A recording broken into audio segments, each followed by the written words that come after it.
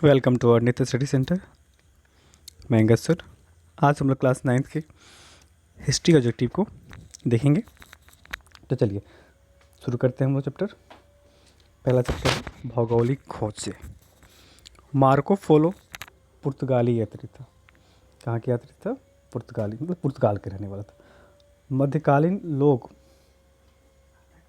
लोगों को विश्वास था कि पृथ्वी कैसी है? चपटी है। जेरूशलम आधुनिक इज़राइल में अवस्थित है। कहाँ पे अवस्थित है? आधुनिक इज़राइल में अवस्थित है। मध्य युग में अरबों और तुर्कों ने विशाल अंतर्राष्ट्रीय साम्राज्य का निर्माण किया। 15वीं शताब्दी के 5 दशक पूर्व तक यूरोप और एशिया के मध्य व्यापार कुश्तूनिया के मार्ग से होता था। कुश्तूनिया का पतन 1453 में हुआ। कब हुआ? 1453 में। इसका पतन तुर्कों द्वारा किया गया। कंपास या कुतुबना एक दिशासूचक यंत्र है। यूरोपवासियों ने कंपास का ज्ञान अरबों से सीखा। अक्षांश जानने का उपकरण एस्ट्रोलोब है। क्या है? एस्ट्रोलोब है। पुर्तगालियों ने एक नई किस्म के हल्के और तेज चाल से चलने वाले जहाज केरावाइल बनाया था। यूरोपीय नाविकों ने अटलांटिक एवं भूमध्य सागर में अपना जहाज उतारे। कहाँ उतारे? अटलांटिक एवं भूमध्य सागर में। 1488 में पुर्तगाली व्यापारी वार्थोलोमिया डियाज उत्मसा अंतरिक्ष तक पहुंच गया। दक्षिण अफ्रीका का दक्षिणतम बिंदु उत्मसा अंतरिक्ष था। 1492 में कोलंबस द्वारा अमेरिका की खोज का मतलब ये अमेरिका भुलाया वाला नहीं था, ठीक है ना। समुद्री मार्ग के द्वारा अमेरिका तक पहुंचने का एक जरिया। समुद्री मार्ग द्वारा 1498 में वास्को डी गामा भारत पहुंचता है, भारत की खोज करता है, ठीक है ना। कि ऐसी बात नहीं है कि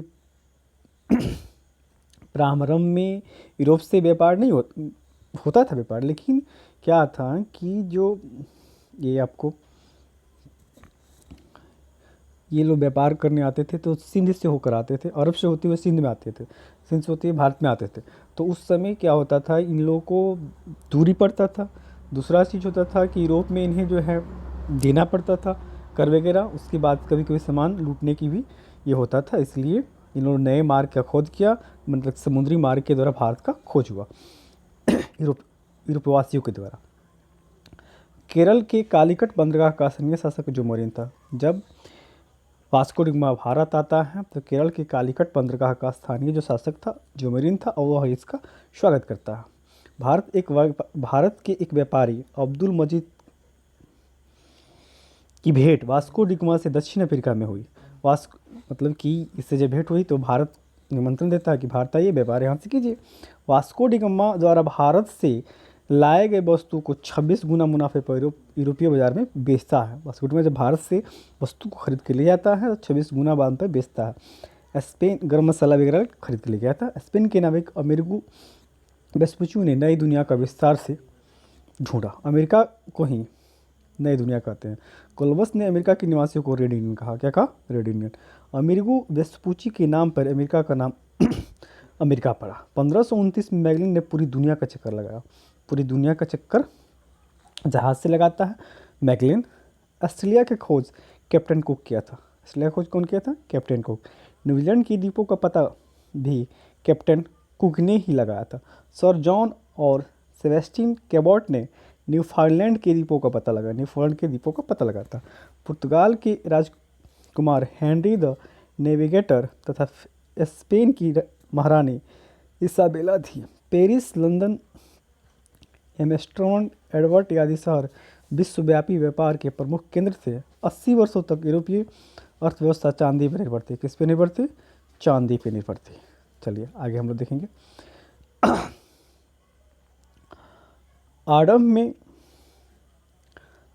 में पुर्तगाल एवं स्पेन उपनिवेश स्थापित करने में अग्रणी रहे। आरंभ में पुर्तगाल और स्पेन उपनिवेश स्थापित करने में अग्रणी रहे। सोने और चांदी के भंडारों की प्राप्ति में स्पेन अग्रणी था। भारत में यूरोपीय कंपनियों की स्थापना, अब हम लोग जानेंगे कब कब यूरोपीय कंपनी भारत में आई। तो पुर्तगाल सबसे पहले आता है यहाँ पे हम लोग देख रहे हैं अपन 1698 में, डच आते हैं 1600 में, और ईस्ट इंडिया कंपनी 1600 में, पुर्तगाली आते हैं 1498 में, और डच आते हैं 1602 में, और यहाँ पे फ्रांसीसी जो हैं ये आते हैं आपको 1664 में, डेनिस आते हैं 1616 में, और स्वीडिश आते हैं 1731 में। वास्को डिगामा कहाँ का यात्री था? पुर्तगाली यात्री था। अभ्यास से क्वेश्चन हम लोग देख रहे हैं। इन प्रवासियों ने दिशा सूचक केंद्र का प्रयोग कहाँ से सीखा? अरबों से सीखा। उत्तमासा अंतरिक्ष की खोज डियाज बर्थोलोमेव ने किया। अमेरिका का खोज 1492 में हुआ। कौन किया? कोलंबस ने किया। विश्व का चक्कर मैगेलन ने लगाया। भारत के मूल निवासियों को रेड इंडियन नहीं कहा जाता है, किसको कहा जाता है? तो आपको अमेरिका के। जेरूसलम का वर्तमान इजराइल में है। वर्तमान में कहाँ है? इजराइल में। लिस्बन दास व्यापार का बहुत बड़ा केंद्र था। अमेरिको वेस्पुची ने नई दुनिया का विस्तार से पता लगाया। उत्तमासा अंतरिक्ष की खोज ने भारत के साथ थोड़ा व्यापार आसान हुआ। भारत आने में अब्दुल मजीद भारतीय व्यापारी ने वास्को डिगामा की मदद की थी। न्यूफाउंडलैंड्स का पता सर जॉन एंग सेबेस्टियन केबॉट ने लगाया था। 11वीं एवं 12वीं सदी में ईसाई एवं मुसलमान के बीच धर्मयुद्ध जेरूसलम के लिए हुआ। पहले पार्ट को हम लोग कवर किए, चलो दूसरे पार्ट को भी हम लोग इससे में कवर करते हैं। अमेरिकी स्वतंत्रता संग्राम। 15वीं शताब्दी में नई समुद्री मार्ग की खोज हुई। कब हुई? 15वीं शताब्दी में। 1498 में पता लगाता है 1492 में कोलंबस ने अमेरिकी महाद्वीप की खोज की। अमेरिका स्वतंत्रता संग्राम विश्व इतिहास के लिए एक महत्वपूर्ण घटना था। ब्रिटिश समाज सामंतवादी एवं कुलीन व्यवस्था पर आधारित थी। सामंतवादी और कुलीन व्यवस्था पर थी। अमेरिकी समाज प्रजातांत्रिक था।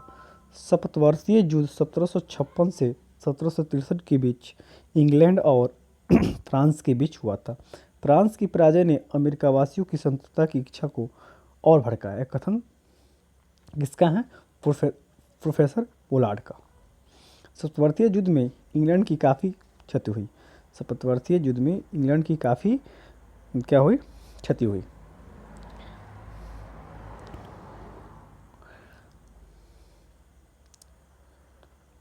इंग्लैंड के प्रधानमंत्री ग्रीनवेल ने 1765 में स्टॉप एक्ट पारित किया। 1767 में ब्रिटिश संसद ने उपभोक्ता वस्तुओं पर कर लगाया।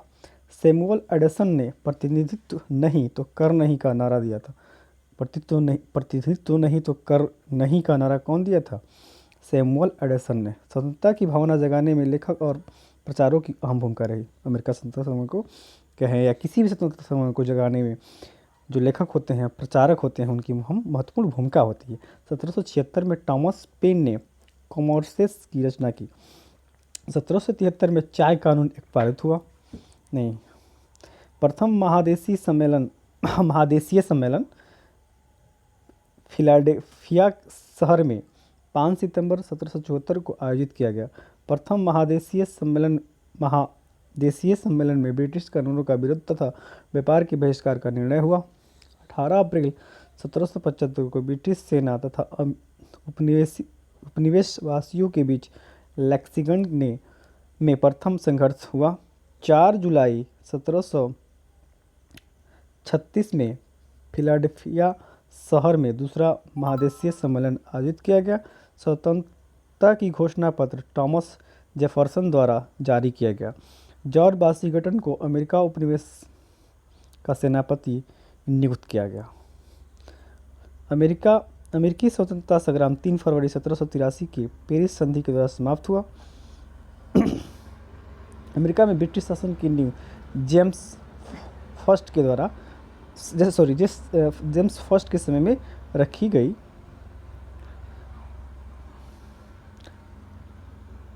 अमेरिका का पूर्ण स्वतंत्रता जो है 4 जुलाई 1776 को मिली। अमेरिका संविधान का निर्माण 1787 में हुआ। अमेरिकी संविधान 1789 में लागू हुआ। अमेरिका का प्रथम राष्ट्रपति जॉर्ज वाशिंगटन को बनाया गया। आयरलैंड की संसद को लगभग स्वतंत्र स्थान 1782 में प्राप्त हुआ। कैथोलिक आयरिश लोगों को मताधिकार 1793 में मिला। आयरिश संसद 1800 में वेस्ट मिस्टर संसद से जुड़ा। अमेरिकी स्वतंत्रता संग्राम ने फ्रांस को भी प्रभावित किया। अमेरिकी स्वतंत्रता संग्राम ने फ्रांस को भी प्रभावित किया। विश्व का प्रथम लिखित संविधान अमेरिका में 1779 में लागू किया गया था। 1779 में। शक्ति की पृथक्करण का सिद्धांत मॉन्टेस्क्यू ने दिया था। फ्रांस में राजक्रांति 1789 में हुआ। अमेरिका की राजधानी वाशिंगटन है। अमेरिका स्वतंत्रता संग्राम में अंग्रेजों को सेनापति कॉर्नवालिस था। कौन था? कॉर्नवालिस था। लेंसेज फेयर का सिद्धांत एडम स्मिथ ने दिया। कौन दिया? एडम स्मिथ ने। सेनापति लफायते फ्रांस का रहने वाला था। कहाँ का रहने वाला था? फ्रांस का। जॉर्ज थर्ड इंग्लैंड का राष्ट्रपति था। कहाँ का था? इंग्लैंड का।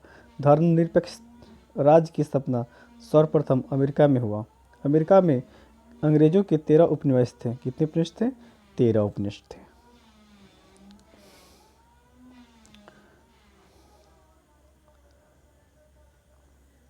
सर्वप्रथम आधुनिक गणतंत्रात्मक शासन की स्थापना अमेरिका में हुई।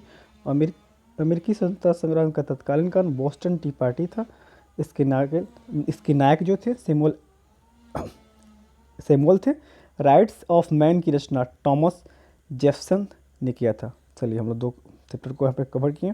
नेक्स्ट चैप्टर को नेक्स्ट टाइम में हम लोग